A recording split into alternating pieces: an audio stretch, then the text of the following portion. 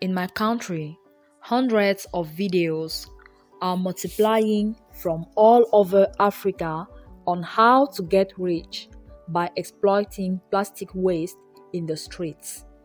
These videos are more and more numerous and reveal a dark reality, that of the responsibility of capitalism in relation to this growing phenomenon of global waste disposal.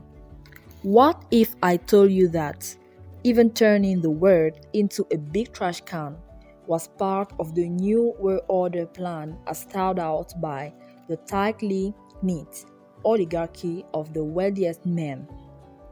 I invite you to follow this video until the end and leave us a comment, a blue thumb, and to share to awaken the consciences of those who are still sleeping.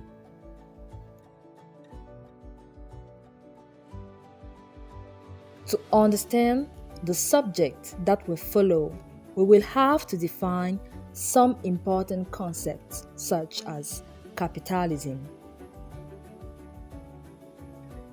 environment, and ecology. And we will see how the current world order has diverted global attention to this issue, and I will reveal to you the position of the kingdom of heaven on this pseudo-natural disaster. So, be careful. Let us start with the first point.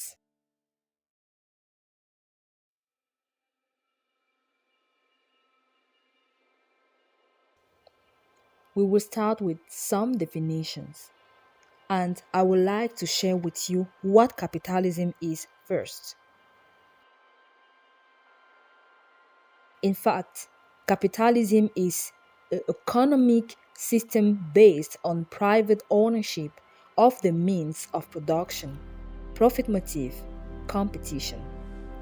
And this definition, I would like us to note three things. First, the means of production are private. They therefore belong to individuals.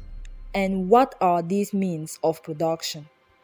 They are the equipment, technologies, resources, and materials from the soil and subsoil used to reassure themselves of achieving the production objective. It is this production objective that will lead the individual who owns these means to satisfy his quest for profit. Consequently, the pursuit of profit is for these individuals a real game of chess. Indeed, they need to conquer the markets, and to face the growing competition, they are obliged to lobby and therefore to obtain power to guarantee the sustainability of the source of income. This is why there are always many scandals and acquaintances between the dominant economies in the countries and the power in place. Third, competition is the most absolute way to measure capitalism.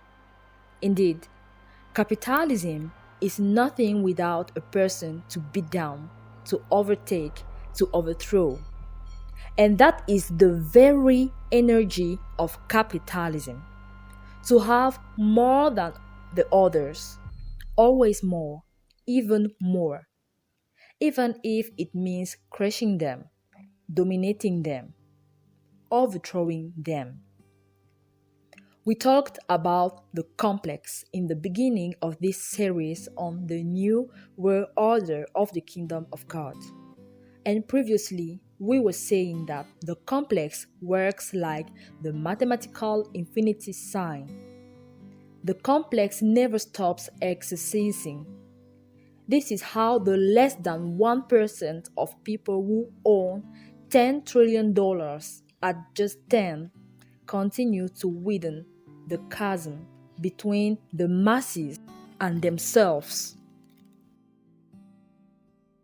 Now, let's talk about the environment. The environment is the set of natural elements that surround an individual. It can be human, it can be animal, it can be plants, or its species.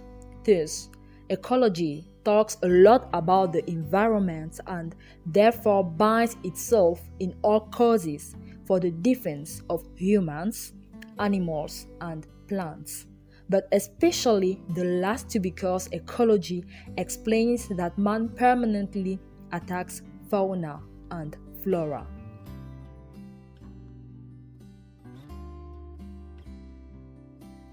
And so, what is ecology?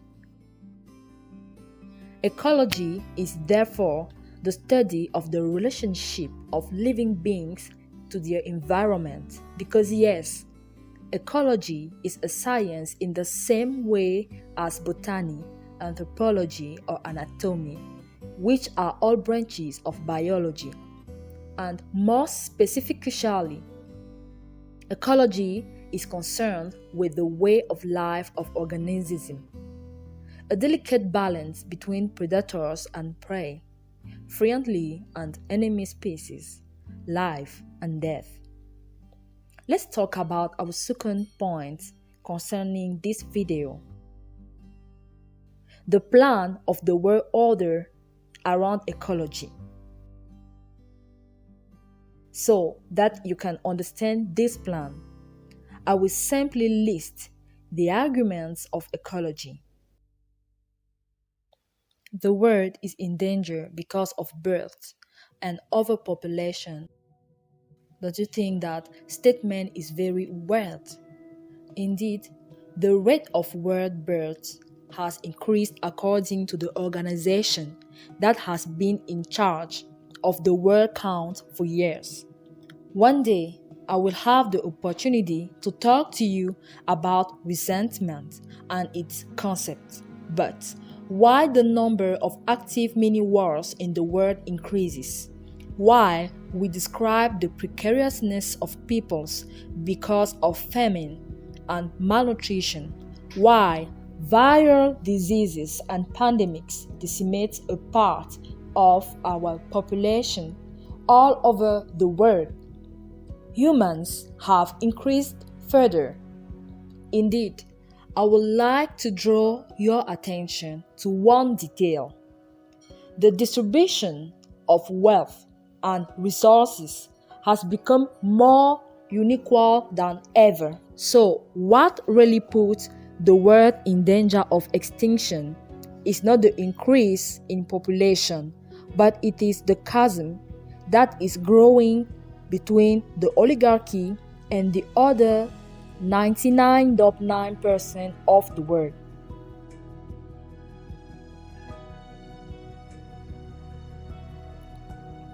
Ecology is the protection of nature, including trees and animals. So we fight Greta.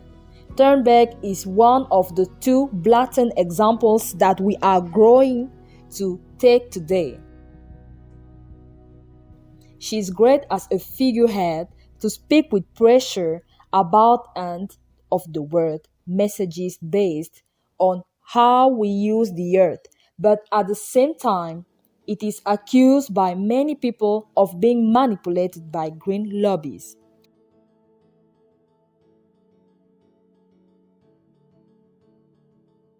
In the hierarchy of lobbies, green lobbies are categorized as environmental lobbies, the latter being considered as profoundly economic lobbies. So, what should a green lobby be for if not activism for the planet?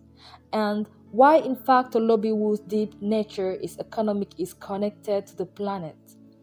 Let me start on this by saying that environmental lobbying enjoys much wider social acceptance.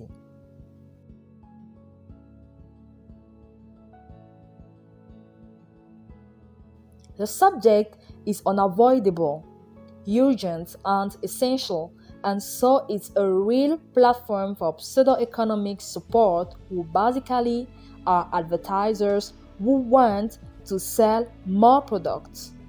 She is also accused of green capitalism.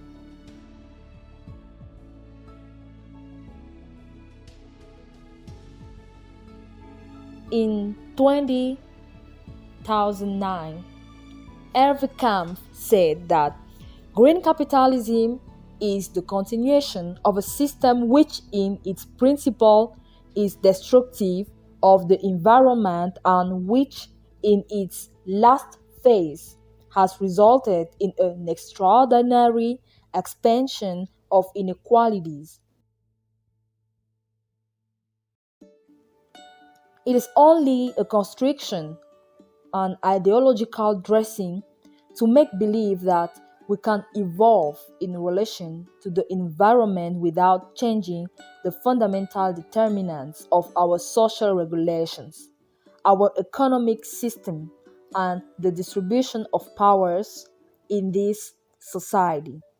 In the absence of a precise definition, let me say that green capitalism can be understood as an economic system of capitalist form that respects the rate of renewal of resources and the functioning of the biosphere.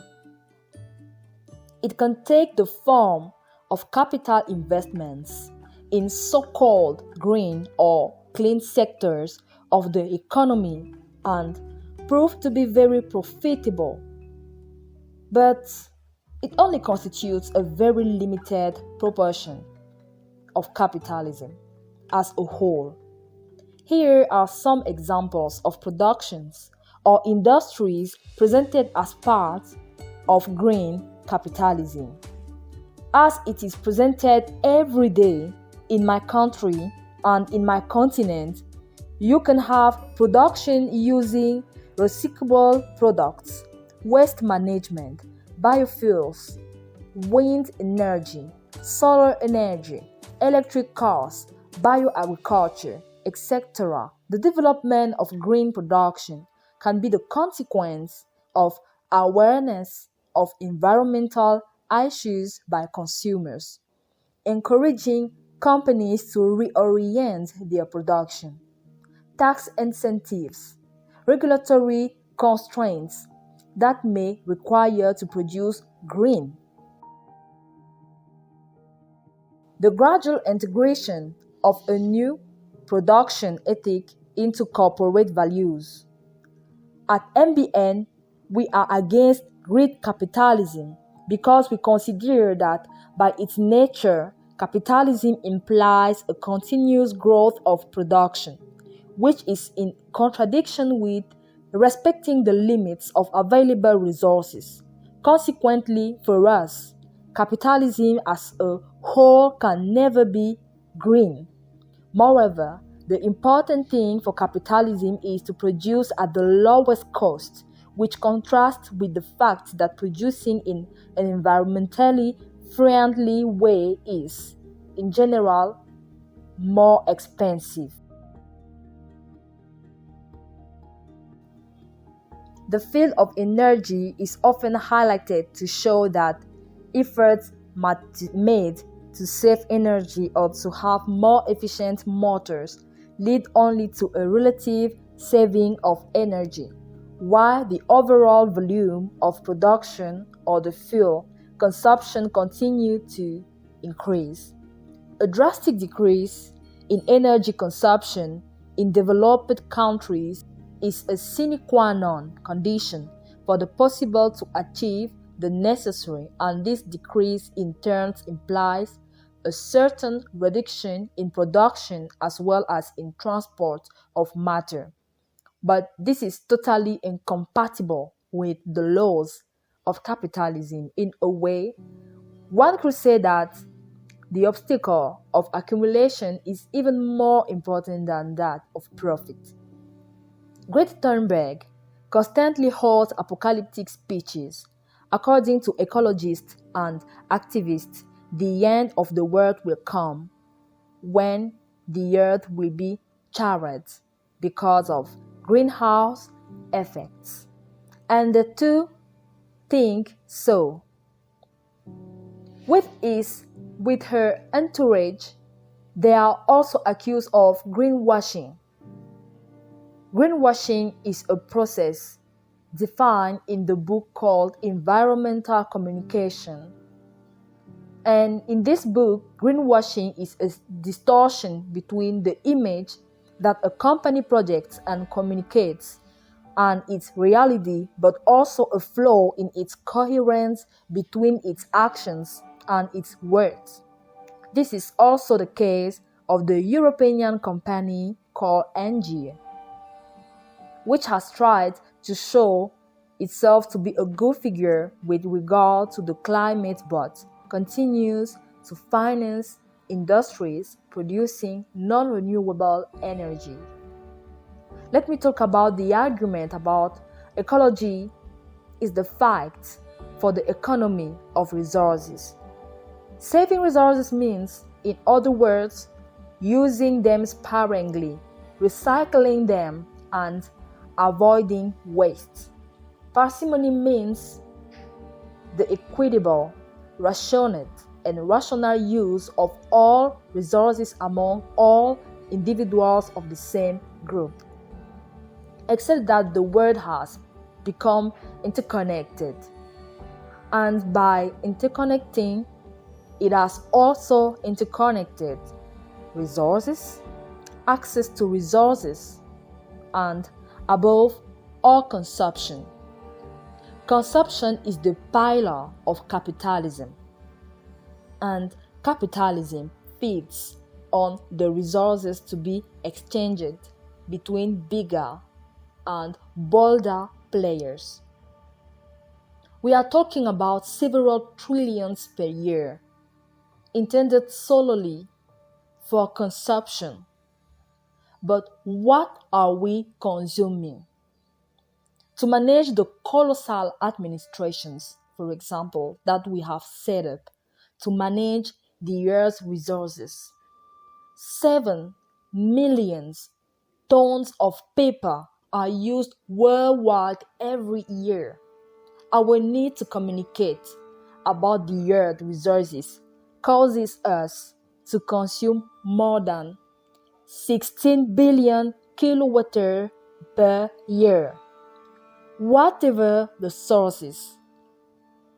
And you know this energy consumption causes incredible pollution, which affects us all over the earth.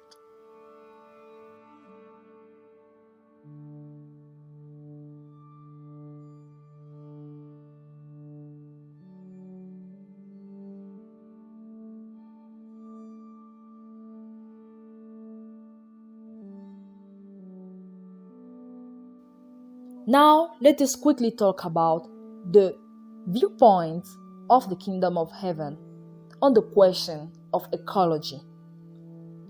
When will the end of the world come? It will certainly not come when the earth is about to stop potentially making oxygen. At least, that is neither its goal nor its end. When the good news of the kingdom will be announced everywhere on the earth, there will come the end. Let me give you this text completely by this wonderful voice. Let's talk about what will the end of the world look like for environmental issues. On the other hand, the Lord Jesus Christ says that a new earth and a new sky, in fact, since the fall God has let nature revolt against us and impoverish us, attack us. That is why, as it is now unsubdued to us, and now we are trying to tame it by force, by destroying it. But this earth and this sky will disappear, and there we will certainly have a nature and a balanced environment, thanks to the Lord. Let me tell you a last thing. Environmental issues is a manipulating topic. It is used to do not help us to see the main point, the major point. The major point is the work of this oligarchy. Ecology is like the topic of LGBT. It's like the topic of feminism. The proof is that in ecology you have ecofeminism. You will see every day all these mentions about ecology as a movement, as an idea, as an ideology.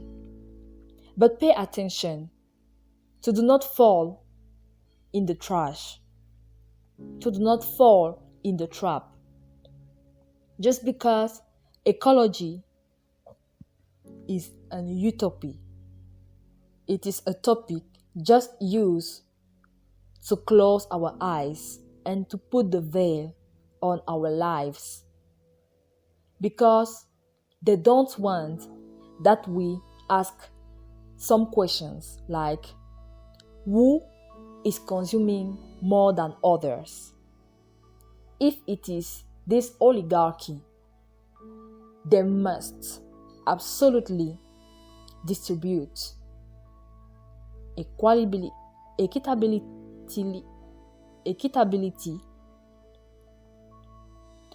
They must absolutely distribute with equitability all resources. To do that, these words live in the real ecology. Thank you.